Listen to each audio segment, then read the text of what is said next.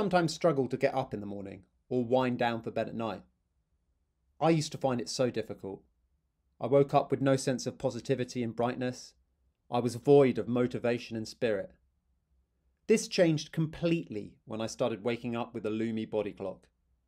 These incredible devices mimic the light and colour of a real sunrise and sunset, transforming the experience of waking up and going to sleep completely. Rather than being suddenly woken up with an alarm clock, the Lumi body clock will wake you up gradually with a natural sunrise. The Lumi body clock has been shown to improve the quality of sleep and awakening and to boost mood and productivity in clinical trials. You can personalise your sunrise and sunset from 15 to 90 minutes with their clinically tested unique natural light and more than 20 sleep and wake sounds. We all deserve to sleep well and to wake up feeling fresh. So if you're finding this a challenge and you want to try a new approach, go to lumi.com. I've got a lot of respect for, would you say it's like a stand that you're taking?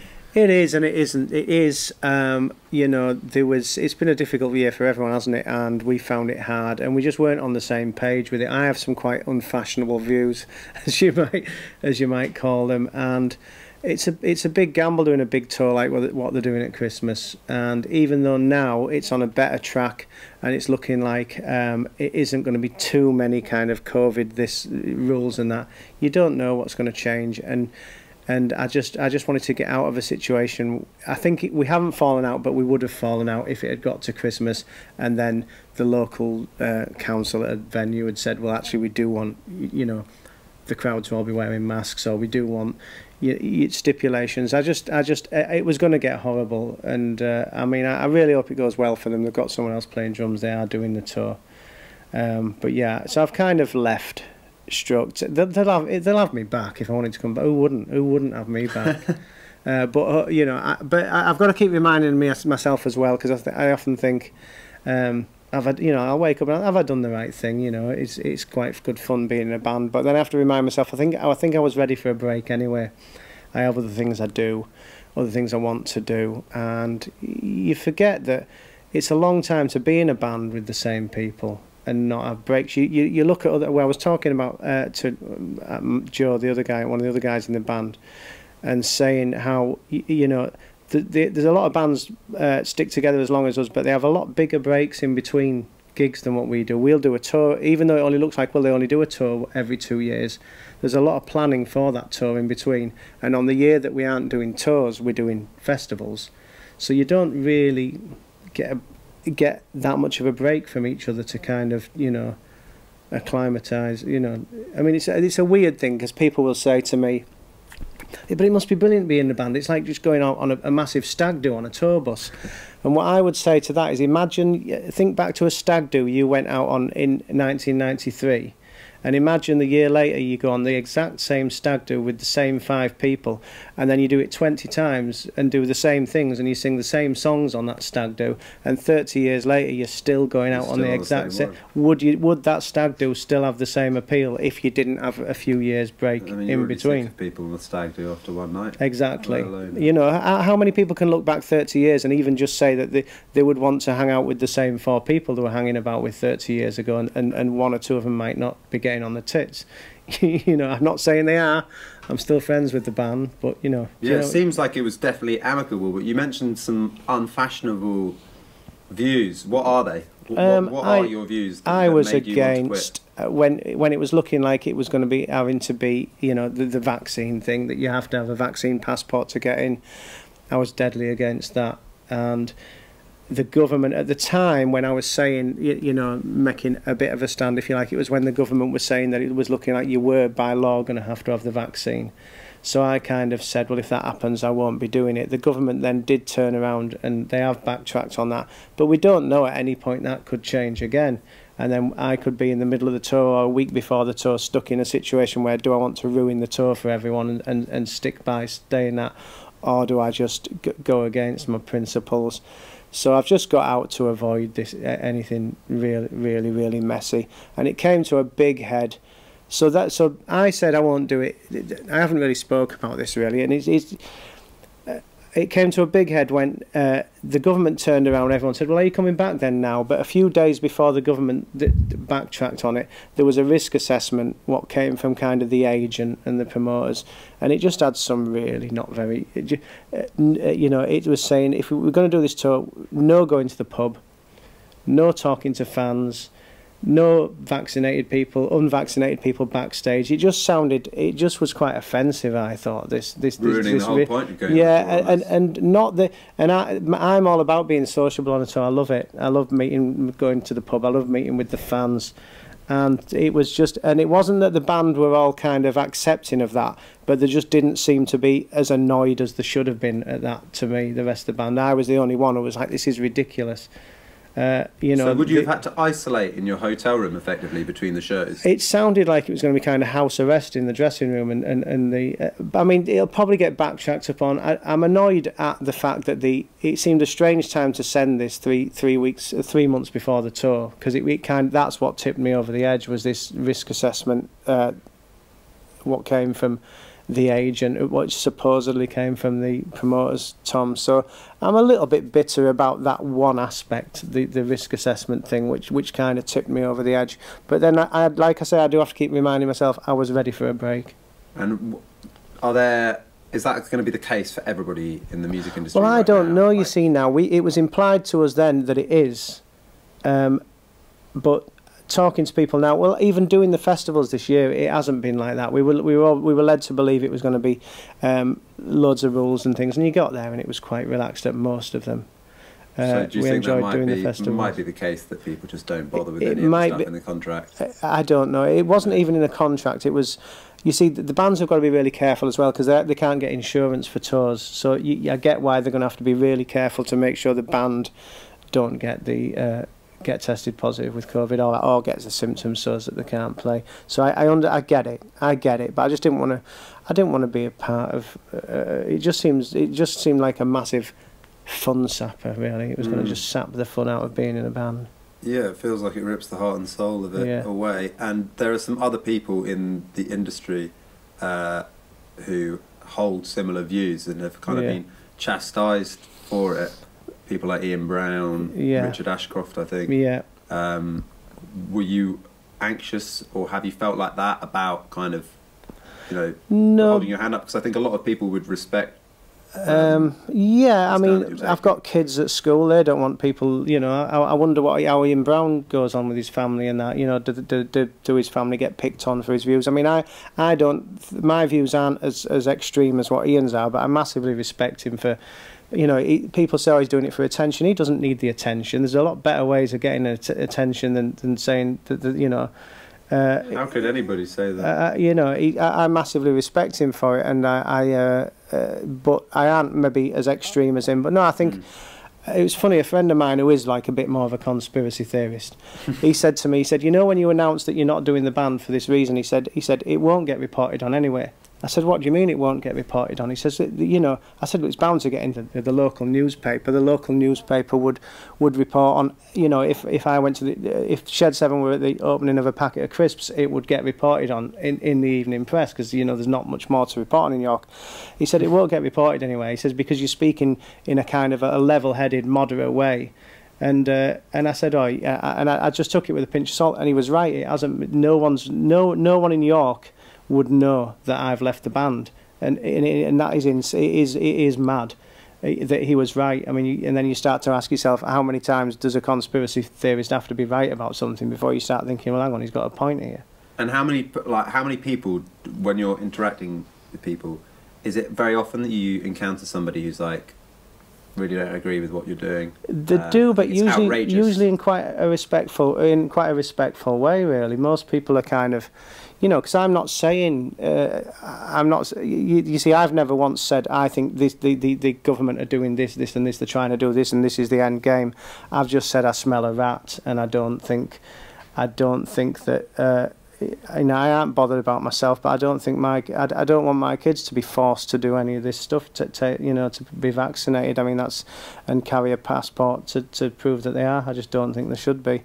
But I've always been quite, It's difficult for me now because a friend of mine's died this week of COVID, a good friend, and it's very sad, and it makes me realise, and he's a bit younger than me, and it makes you realise how offensive it is to people who have had people who've died of COVID, when people are walking around saying it's not real, you know.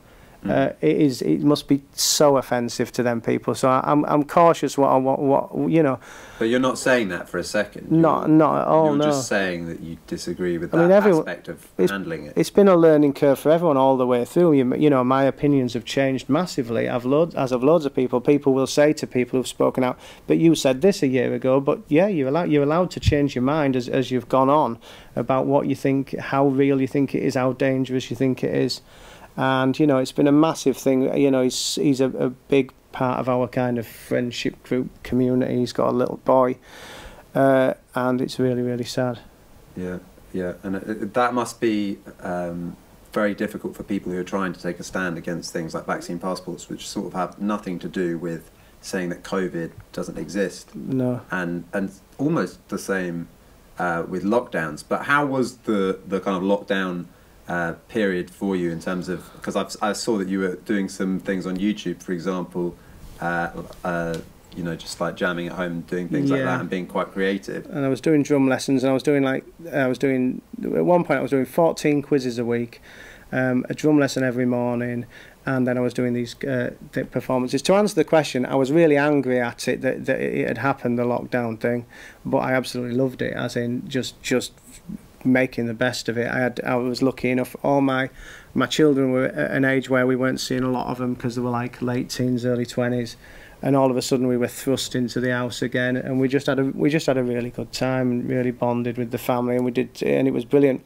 My kids would never, it's not cool to play music with your 50-year-old dad, but when you're stuck in the house with nothing else to do, I managed to twist their arm to do it, and it turned out really, really good. And so, you know, so they wouldn't say that it's like incredibly cool that their dad's been like a successful. I think I'd like to think they think it's, you know, it is, but they would never say it. They would never say, "Dad, you're cool." You know, the funny thing with my kids is they're all talented drummers, but they try to hide the fact that they are, because they don't. Who wants to do what your dad does? They play other things. You know, my son calls himself a guitarist and a bass player, but he's actually as good on the drums as he is on the guitar. He's just picked it up from watching me. You know, I haven't had many lessons. Both daughters can play drums, but they're not. They won't brag about it. You know, oh yeah, whatever. And did you ever teach them, or would they just? I've tried to give them bits of lessons, but you know, my son, you know, I'll watch him playing, and I'll think, oh, if you get, you know, change your posture a little bit, I'll get off. You don't want to know, you know. He'd rather, but you know, but he has taught himself really well himself. And how I wanted to go back to, you know, how you got into music in the first place, and like why you decided to become a drummer.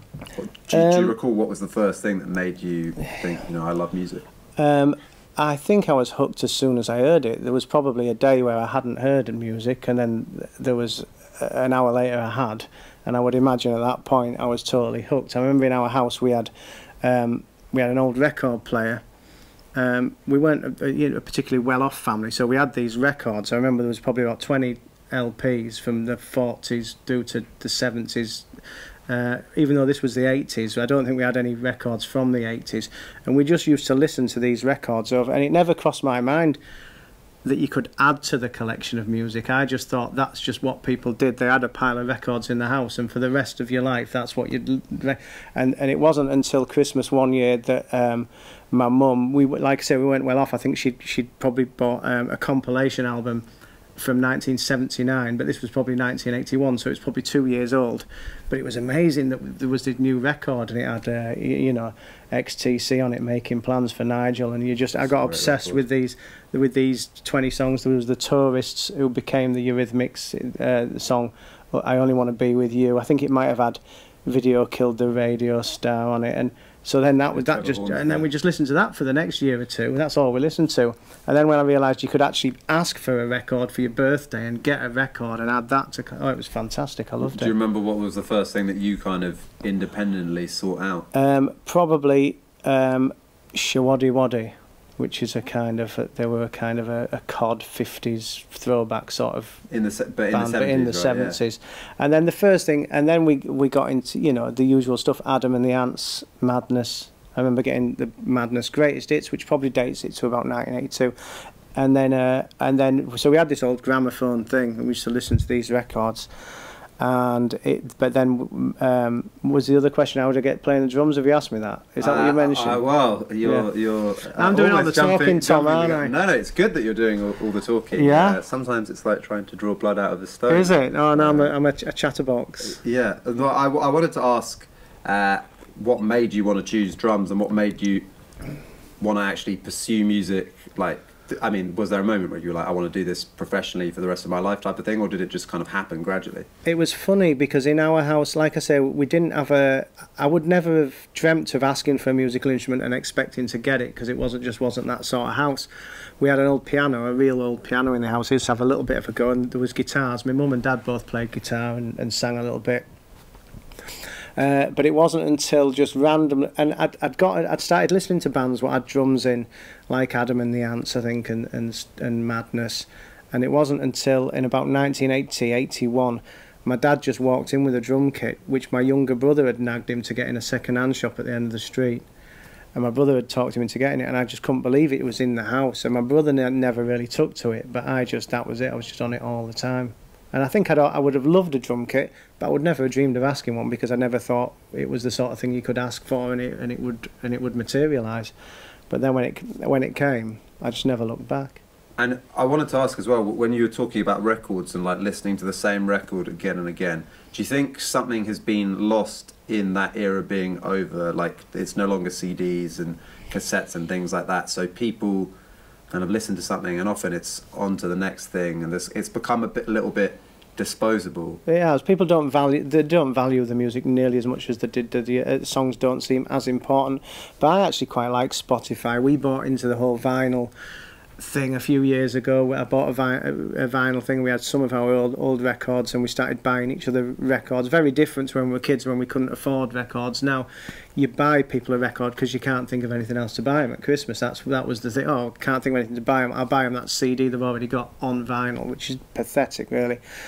Because anyway, point being, because then I soon realised how inconvenient it is compared to Spotify. So we've got all these records, half of them still in the cellophane at home, and everyone's just listening to them on Spotify because it's just easier. Yeah. So I shouldn't like Spotify because it's probably bad. You know, it's got a lot of. But it's, for the consumer, it's but I love it just having a playlist on the go, and then it recommends me a song, and I like that song, and listening to other people's playlists, like Tim Burgess or someone might put a playlist up, and you listen to. I love it. Yeah. Yeah. If you're a fan, it's like every record that's ever been made for a tenner. Exactly. Yeah. And some records, what you know, you thought you'd lost and you'd never hear again, you can just find it now. But yeah, it's like everything in it. It's probably mainly bad, but you got to look for the good in it, I suppose. Yeah, I guess it's worse for the creators. But going back to how you started learning to play, like did you get formal lessons and approach it like that way, or like really take the theory side of things seriously, or did you just play to records? And I mainly played to records, and then my dad, bless him, he paid for me drum lessons over the other side of York, and it was a bit of a trek on my bike, and occasionally I would actually get past all the fruit machines in the chip shops and actually get to the lesson with the £4 and pay for the lesson.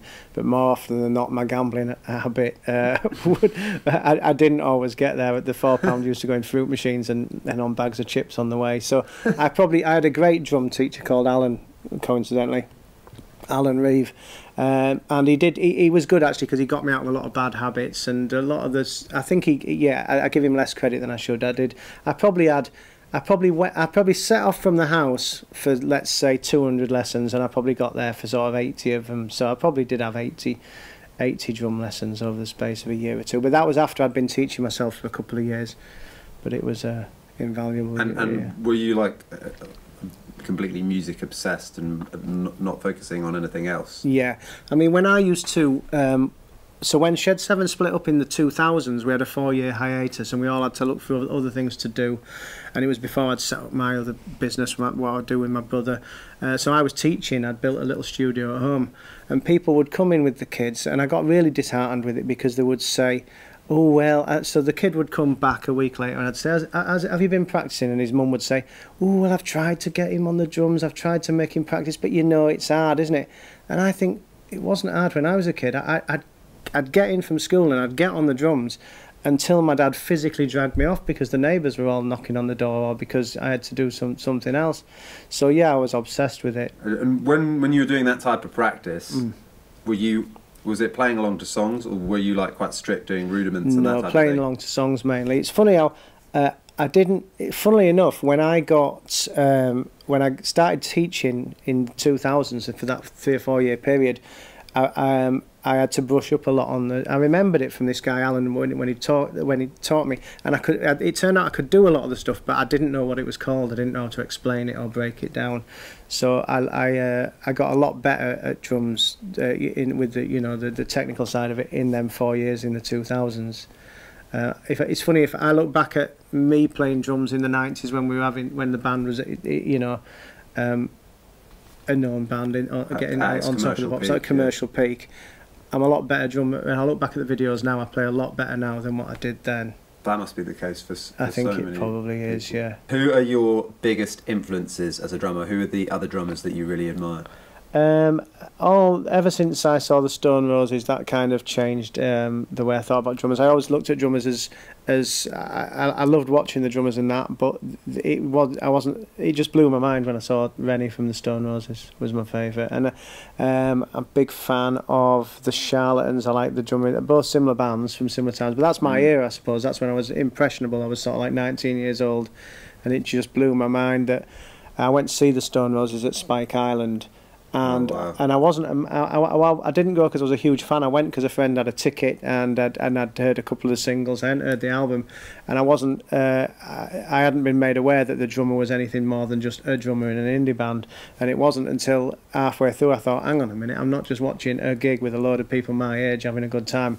I'm watching a phenomenal bunch of musicians. You know, mainly when it got to I Am the Resurrection. I'd never heard I Am the Resurrection until I was at Spike Island.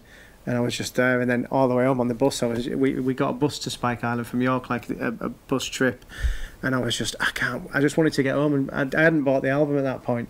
And this was, I think Fool's Gold was probably out, so I was quite behind the times, really. I think the album had been out a year or two, and I remember being on the bus, I was sort of 19 years old, I just wanted to get home and get the album next day straight out and got the album, and I just got obsessed with that man. That album is, it's got to, do you think it's probably one of the best? Yeah, it is. I think it's up there, isn't it? It is.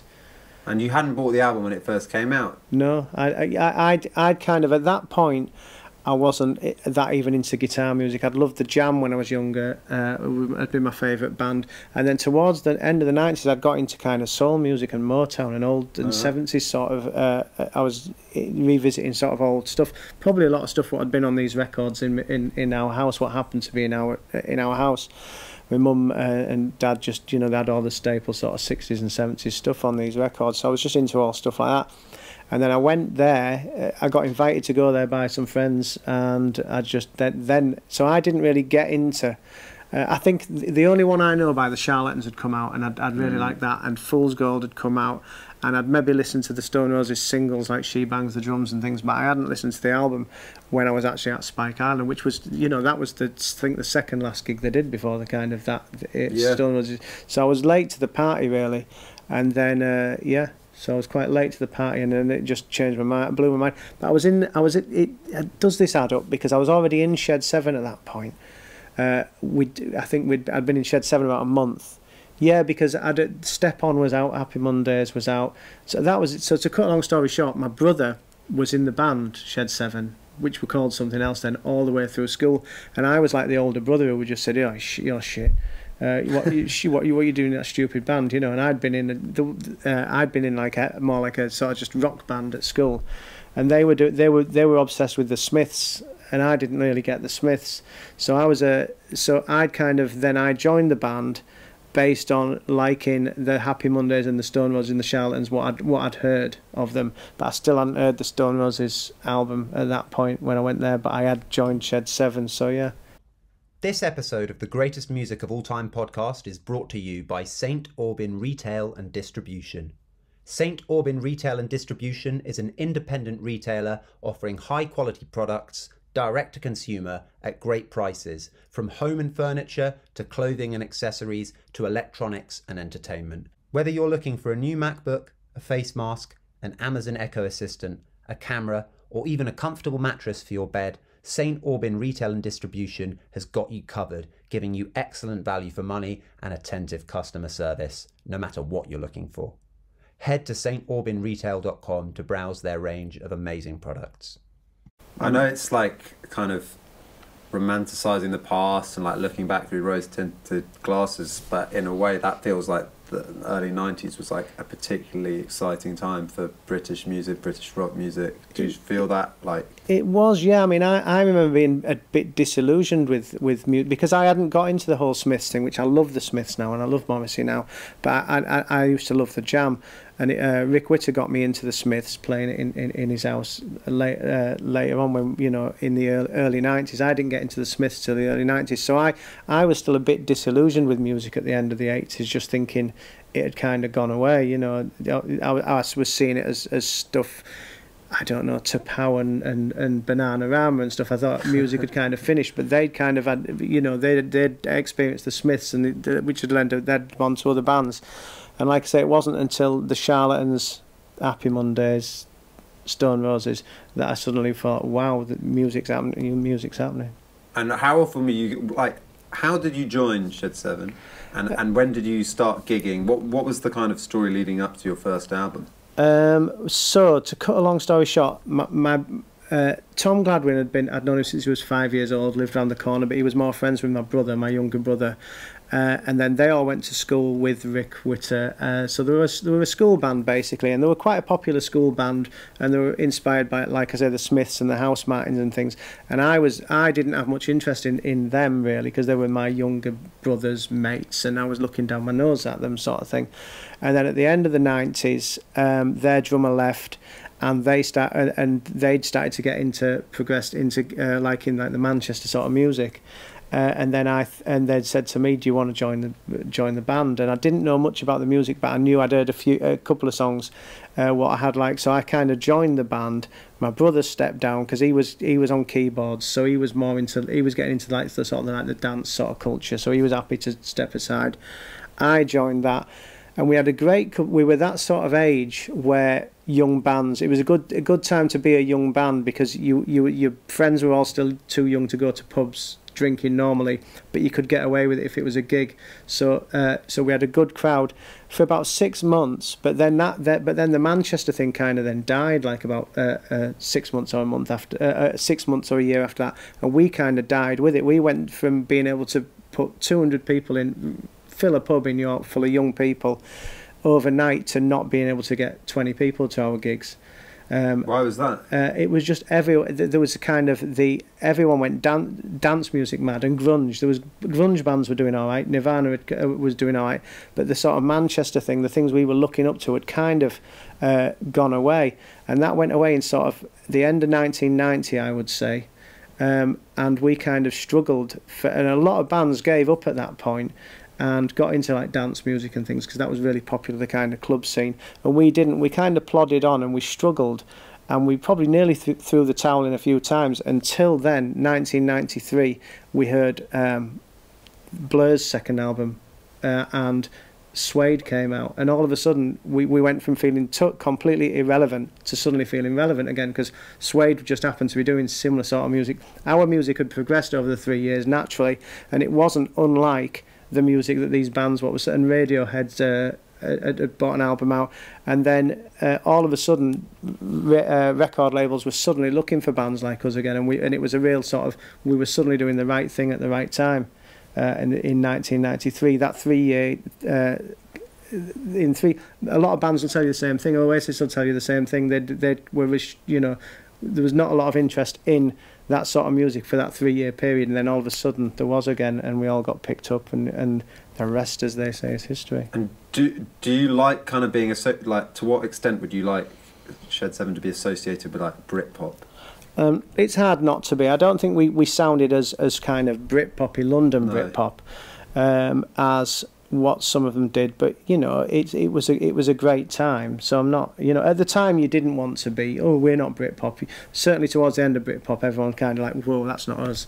But looking back, you know, I'm proud to have been a part of the kind of the 90s music scene, let's say, whether it's Britpop or not. And the amount, because it feels like a bygone era in the sense of, like, your albums in the 90s, they weren't only, you know, the albums being hits. It was like 5, 6 tunes of some albums were like top 40 singles. Yeah, we were very much, but it wasn't intended. But we had a lot of catchy sort of singles. You know, we've probably got, let's say we've got, I don't know, 100 songs. You know, we just happen to have 20 belters, and I think that's the reason why the live gigs are so good now, because they know that people are going. You know, you've got like 20 songs, and we are guilty of just playing what they want. We very rarely kind of deviate and put too many album tracks and B sides in. So yeah, we do. It was a very singly time. I think one of our albums had 6 top 20 singles off it. Unbelievable. At the time. And what was it like? How did you kind of adjust to life? Like, all of a sudden being in a band, like loads of hit singles. Was it good fun? It was great. And it's, you know what they say, youth is wasted on the young, because you don't appreciate it at the time. You just think this is going to last forever. So you're not getting up in the morning doing a gig and thinking, oh, I really appreciate this. You're not going on Chris Evans's TV show TFI Friday and thinking, wow, I'll maybe never get to do this again. This is amazing. You're just thinking, yeah, well, this is just me doing this today, but I'll be doing it still next year. And then when you're not, you look back and think, probably should have appreciated that a little bit more at the time. Do you know what I'm saying? You were bickering. You know, bands bicker. That, you know, we were arguing about silly things. We were at TFI Friday, probably arguing about, you know, whether what we're having for our dinner and things like that. like kind of like, I'd liken it to like brothers being in a band. You argue about things with each other which you wouldn't dream about arguing with someone if you worked in a factory with them. You know what I mean? Or it's a strange chemistry being in a band. And how did like the live side of things progress? Because you were playing in pubs and before the first record, and then it progressed. How much did you tour in the 90s? It progressed to doing sort of like 1,000 capacity places, but we weren't. Obviously, there was the big league, was your Oasis and your Blur and your Pulp. And there was a lot of other. So even though it was good in the 90s, there was a lot of competition because there was a lot of other great bands, you know, at the sort of next level down with your Supergrass and your and Blue Tones and all these other bands. So it was quite competitive. I remember it being, the whole scene being really competitive. You know, you'd be really bothered about if your single had charted at number 8, you'd want to know. And Supergrass had a single out the same week. The record company, it would be all about who was getting charted. There was a lot of ego sort of involved, but in terms of gigs, we were probably playing. We'd be happy selling 1,000 capacity out in Manchester in the 90s, whereas the last 10 years we've been doing 5,000 in Manchester. So we're a bigger band live now than what we were in the 90s. That's really interesting, and I think that might be the case for a few like rock bands for sure. Why did you take the hiatus first of all? Well, Paul had already left one of the guitarists, and Joe, a previous guitarist, had come back from another incarnation. But it had just ran its course. It was probably the shrewdest thing we ever did was to stop when we did, because it had ran its course. No one was interested in buying records anymore from us, and the gigs had gone. We were playing a lot of half-full gigs, and it just felt the right time. It just felt like flogging a dead horse a little bit. In the early 2000s, but then 4 years later, when we were just missing it and missing each other and missing doing it, and we did get back together, it had changed everything. Having them 4 years off, we were invigorated, and all of a sudden people did want to see us. More people than ever before, for some reason, really wanted to see us, and then it's just gone up and up and up. Whereas there's some bands, our kind of contemporaries, our peers, if you like, who didn't split up at that time, who carried on putting albums out. They didn't have that kind of fresh start there. So we are now, I'm saying like you know, the royal we, I suppose it is now, since I'm not in the we anymore. but we're a bigger band than a lot of them bands, and I think it's mainly down to us having them 4 years off, I think. Yeah, that's very interesting. Why did like during that 4 years, what did you spend your time doing? You mentioned about teaching. Did you set up your business during that time? I set up a business during that time. It was more of a hobby at that point. I have not wanting to dwell on it, but me and my brother have a pub quiz business, like it's a tech business really. We create apps for the pub quiz sort of thing, and we write it's the whole package. I write quiz questions and stuff. Which sounds daft now I'm saying it, but that's my thing, and I love it. That's my other passion. What's the business called? Speed quizzing, it's called. If you want, if you type in SQ for speed quizzing, sqfinder.com, you'll find one of our quizzes near you in a pub, I would have thought. So I set that up, and I was teaching drums at the time as well, which I didn't really enjoy because people never seem to have the same passion for learning drums as what I did when I was younger, and it used to blow my mind that they'd come back the next week and they wouldn't have practiced in the week. And I put, Well, what did you give them to practice? Well, I would usually teach them. My style of teaching really was just tell me what music you like, and I'll teach you how to play along to that. It wasn't like giving them boring stuff. No, there was some boring stuff, but they weren't doing the boring stuff or the fun stuff. The parents would say, "Oh, he hasn't really practiced this week," and a lot of it's to do with they had. When we were kids, we didn't have video games, which makes me sound very old. We did have video games, but they were pretty dull. But the thing with my kids as well, people say to me, why are your kids, because my kids are all talented musicians now, and I think I was, by today's standards, probably a bit of a Victorian parent, really, but not massively, but I would say to my boy, he liked playing on his Nintendo DS, and I would say to him, right, for every 20 minutes you do on your guitar, you get an hour on your Nintendo DS, which I thought was, and I did the same with our Janie on the piano, and people used to think, he's a bit strict, and it probably felt a bit strict at the time, but it was only a matter of 6 months or so before they were choosing to play the guitar and choosing the piano over these video games. And I didn't get that with these parents, or when I was teaching them, I can't get him to play the drums, and I'm thinking, well, you just got to be creative.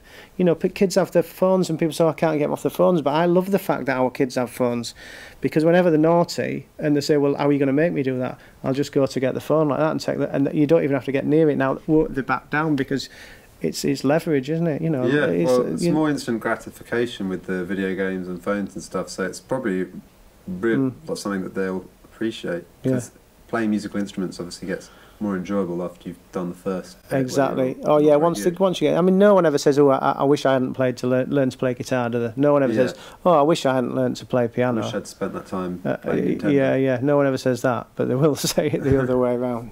Yeah, that's very true. And so when things picked up live, and was that like every year, every couple of years, you were doing a major tour? When we got back together in 2007, ever since then we've done a major tour every 2 years, and on the year we haven't done it, we've done festivals in between. And it's good fun, it's great fun. I mean, I will miss when I see the posters going up for festivals for next year, what they're going to be doing without me. I'll miss the day out. They're always fun on the day, but there's a lot of planning, and we're self-managed as well, which isn't probably the cleverest thing to do on hindsight. So for every... Why? Just because we thought we could do it and save money, and we've had our fingers burnt a few times with management, which sounds tight on the management. No, I think we've just never reacted well to having...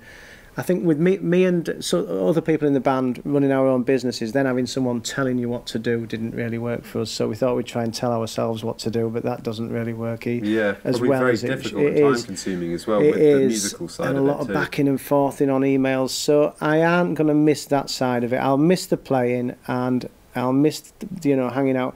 I mean, it's weird. I aren't going to fall. We can't afford to fall out. The singer is my brother-in-law. I'm married to his sister. His kids are my kids' cousins. So, one of the reasons for getting out when I did was because I don't want to fall out with these people. Tom Gladwin, the bass player, has lived round the corner from me since he was 5. Every time I move, he seems to move round the corner from me again. It's on borderline stalking.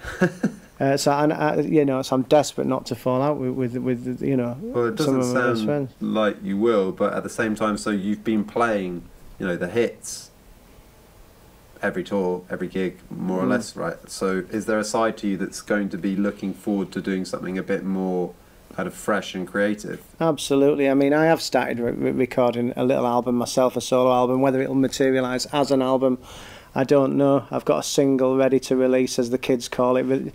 Chucking a song on Spotify, they call it releasing a single now, don't they? Whether it's actually releasing a single or just putting a song on Spotify. Was the song that you put on Instagram, was that new? Yeah, that's one I'd written. I put that on for my wife. Yeah. It's really, really good. I wanted to just check that it was, you know, like, it sounded amazing. You're like, oh, I'm glad you do. Yeah. So you play piano and sing? Yeah.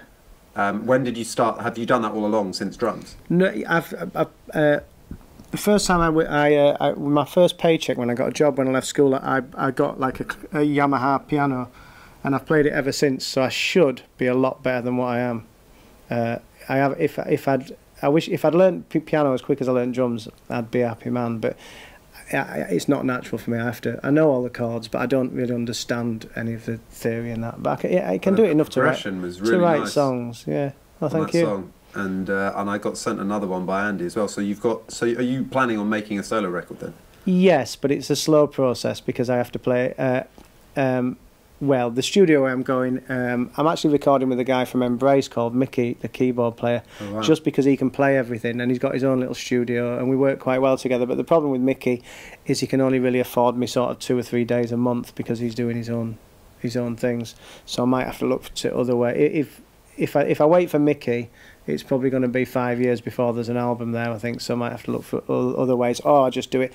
Or I do a mini album or something. I've got 10 songs up here which I think are pretty good. So it's just a question now of recording. And the thing is, because of lockdown, because I did them performances with my kids, I probably wouldn't have had the I wouldn't have been confident enough to record myself singing before, but I quite enjoyed singing on the little songs what we were doing in the lockdown sessions. Was that the first time that you'd done much singing? Yeah. Really? Yeah. I'd done karaoke and things, but I enjoyed that, and it's given me the confidence. Alan, as this is the Greatest Music of All Time podcast, I wanted to ask you if you could name 3 artists whose music or bands means the most to you sentimentally. Stone Roses, Dexys Midnight Runners, which I could talk about all day. They that when I first heard Come On Eileen when I was a kid, it blew my mind, and then I bought the album and found out that every song on there, people don't realise it, is as good as that song. And that song, it's like saying your favourite song is the Cha Cha Slide now, isn't it? Saying you like Come On Eileen, but because it's turned into what it is, because it's turned into a big party song. It is an amazing record, but it's amazing. The album's amazing. The other album that came out before, it's amazing. I love that. So Dexys Midnight Runners, Stone Roses. And then to pinpoint someone else, I mean, I was a massive Stevie Wonder fan when I was younger, and Paul Weller. So it'd be, I should probably put the Jam in there really, but kind of Steve. Yeah, let's go Stevie Wonder, Stone Roses, Dexys Midnight Runners. Well, they are great choices. Is there anywhere that you'd like to direct our audience to keep up to date with your projects? You're on Instagram, right? The only thing I've got left now is I do have Instagram, but I don't understand how to do it. The only thing I really have, what I do understand, but I haven't put anything on there. I'm terrible. I've come off Twitter. I don't have a Facebook. I only have 6 friends on Facebook. And 2 of them are dead now. My mum and dad, they're still on there. They both died last year, sadly. So I have 4 friends on Facebook. And it's probably not a good place to. You probably wouldn't want to be one of them 4 friends right now, would you? The way it's going. But I do. But anyway, that allows me to then have a Facebook page. So if you search for Alan Shed on Facebook, I do have a little page. That's where I put most of my stuff, or I will do when I get round to it. Yeah, and I would really recommend checking out things like this as well. That first song, if that's like a precursor to the record, it's going to be an amazing album. Excellent. It's nice to say so. I might put that on Spotify. That's the thing to do. I need to put that on Spotify, don't I? As a single. Will do.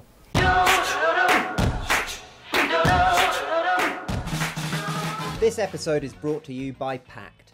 Pact specialise in making travel easy for you with the beautifully designed Pact One. This innovative travel bag can be packed with as much as a suitcase, but it carries like a duffel bag. The Pact One is a bag that's been perfected with over 5 years of global travel testing spanning hundreds of thousands of miles. The Packed Coffee Kit provides you with everything you need to make barista quality coffee whilst on the move. It can be used anywhere you have water and electricity, so there will be no more poor quality coffee on your travels. Packed aren't only an amazing brand because of their products, which quite simply make your life better. They ensure fair working conditions for their factory employees and use eco-friendly materials and plastic-free packaging. Packed is offering 20% off their coffee kit and the Packed One. Buy 2 of these products and receive 25% off, and use the code GREATEST upon checkout for an additional 5% off. Head to packedbags.com and use the code upon checkout. Packed Bags, revolutionising your travel experience.